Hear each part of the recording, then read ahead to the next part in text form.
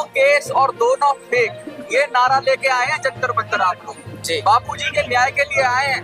क्या दो केस है और क्यों आप उसको फेक, उसको जाली, उसको गलत बता रहे हैं, क्या कारण है? सबसे पहले अपना परिचय। मैं भावेश आनंद हूँ। थोड़ा लाउड।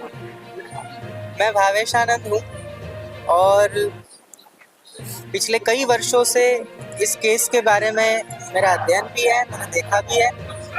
इसमें पहला केस जो जोधपुर में हुआ, उस लड़की के उम्र से संबंधित जो दस्तावेज है उसमें 4 जगह, चारों में अलग अलग उम्र है।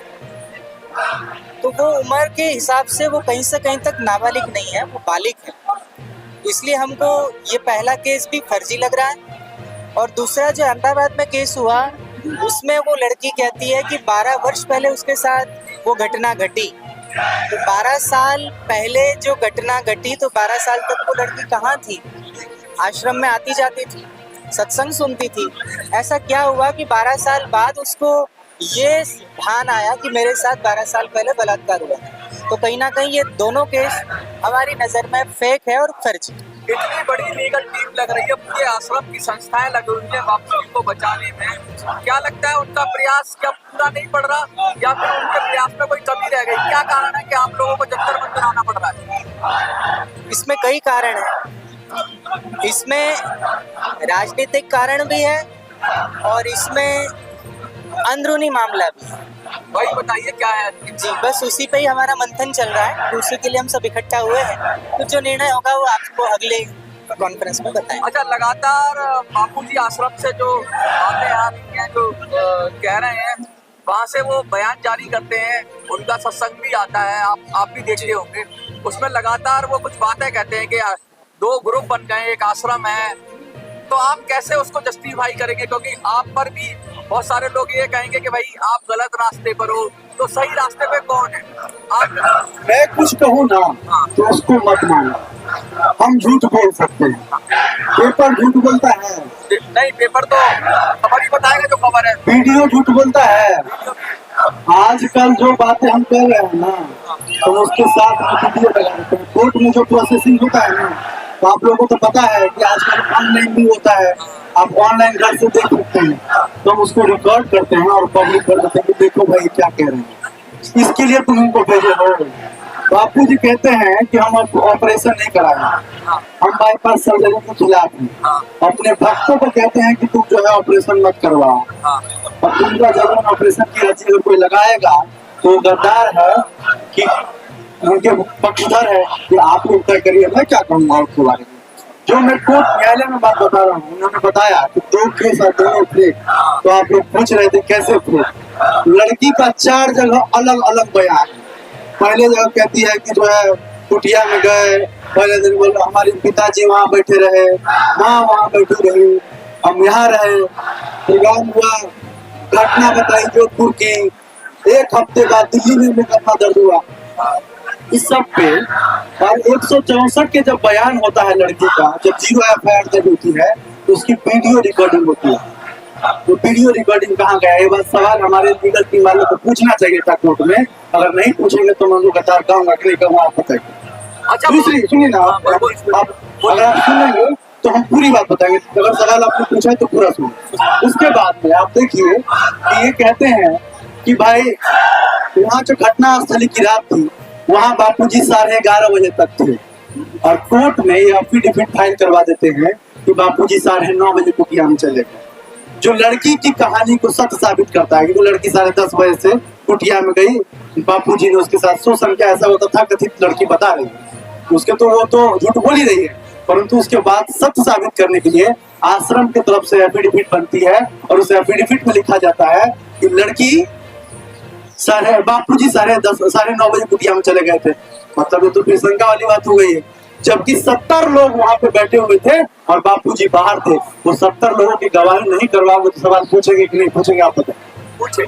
और जब ये बात पूछेंगे तो वो गद्दार का है, बेईमान का है, झूठा का है, गुरुद्रोही करे, वो उनके ऊपर है। क्योंकि जब मैंने पहले जब भाषण कर रहे चल रहा था यहाँ पे, तो हमने बताया था कि जब अंग्रेजों से लड़ाई लड़ रहे थे भगत सिंह लोग, तो गुरुद्रोही कहते थे कि नहीं कहते थे?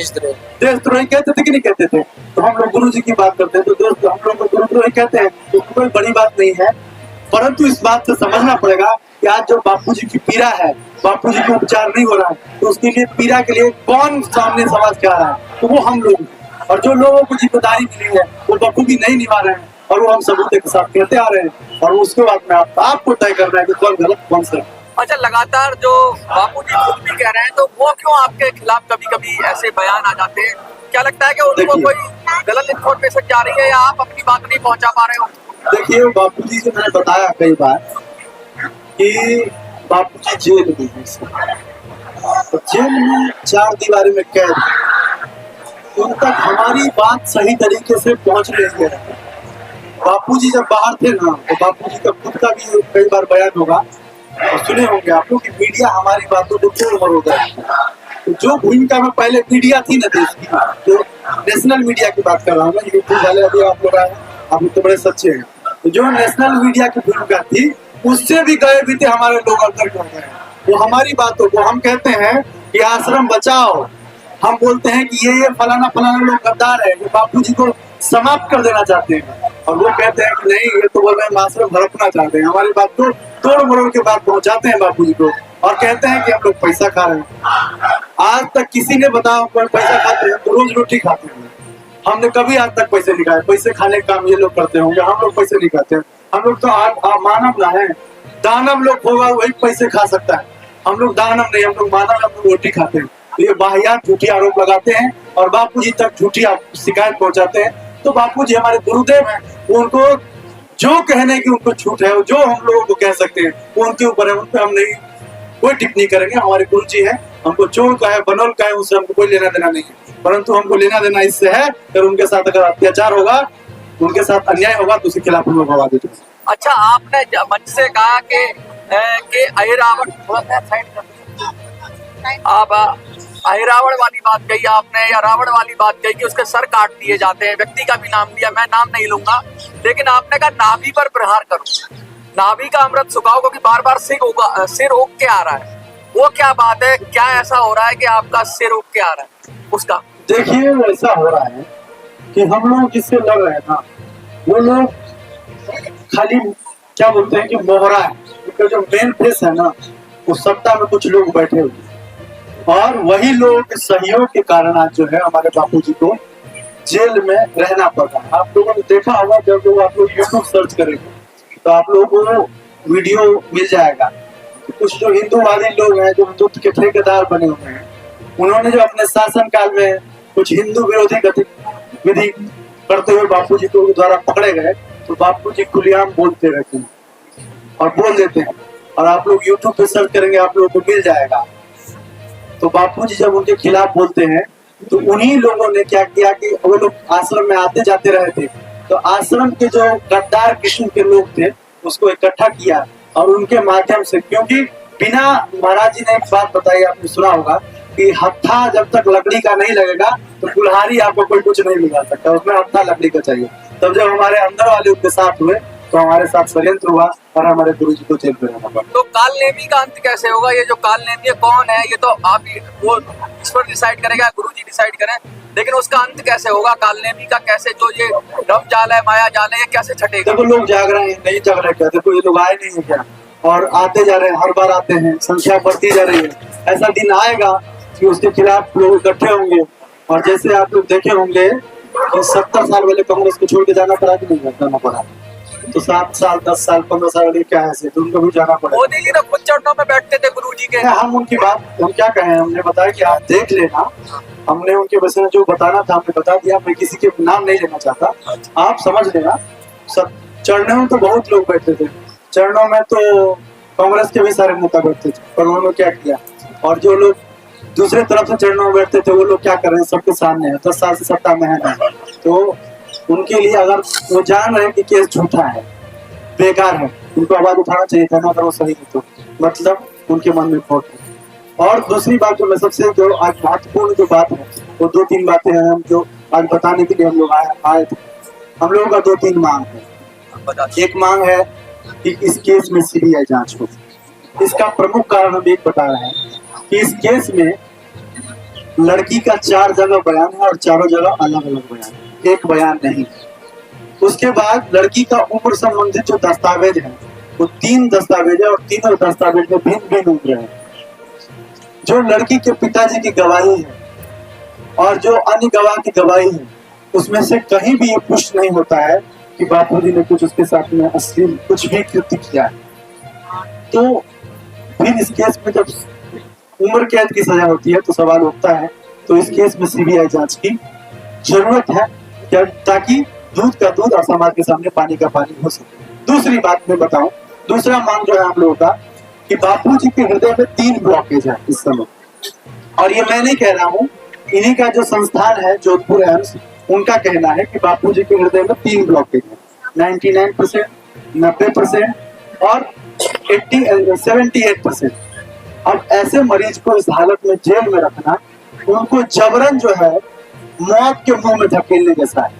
क्योंकि आप अगर बड़े जो यूनिवर्सिटी है जो रिसर्च करती है, जो अमेरिका का यूनिवर्सिटी है, भारत के बड़े सारे मेडिकल यूनिवर्सिटी है, उनका कहना है कि हार्ट के पेशेंट 10 में से 7 लोग का जान चला जाता है ठंडी के दिनों में, क्योंकि इन दिनों में नसें होती है वो सिकुड़ जाती है, खून गाढ़ा हो जाता है। बापूजी के साथ एक दिक्कत है कि खून पतला होने की दवाई नहीं ले सकते वो, क्योंकि जब भी वो खून पतला होने की दवाई लेते हैं तो उनके आंतों में अल्सर है, और उस दवाई का साइड इफेक्ट ये होता है कि उनके आंतों से रक्त का रिसाव चालू हो जाता है और हेमोग्लोबिन 3.7 तक पहुंच जाता है।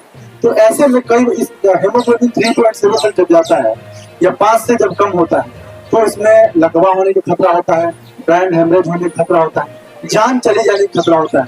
तो ऐसे में उनके लिए एक ही उपचार बनता है कि उनको जमानत अथवा पैरोल पे रिहा किया जाए, जब तक सर्दी है तब तक उनको बाहर रखा जाए, ताकि वो अपनी बीमारियों का समुचित उपचार करा सके और उनको वो अपने जीवन को बचा सके। अच्छा, एक अंतिम प्रश्न, पेरोल पे कुछ कहेंगे? बड़े बड़े अपराधियों को पेरोल मिल जाती है, बापूजी के मामले में मिलती भी है तो वो नाम मात्र के लिए मिलती है, उस पर कुछ कहेंगे आप? देखिए, वो मिली ही नहीं थी। जो आप लोगों को बताया गया कि पेरोल मिली थी, वो पेरोल नहीं थी। उनको पुलिस कस्टडी में ही उपचार के लिए भेजा गया था माधव पार्क। वहाँ पे जांच हुई और बिना पूरा उपचार के साथ 12 दिन में, 90 दिन डॉक्टर ने बोला था कि 90 दिन का उपचार चाहिए, और 12 दिन में उनको वहां से वापस ले आए।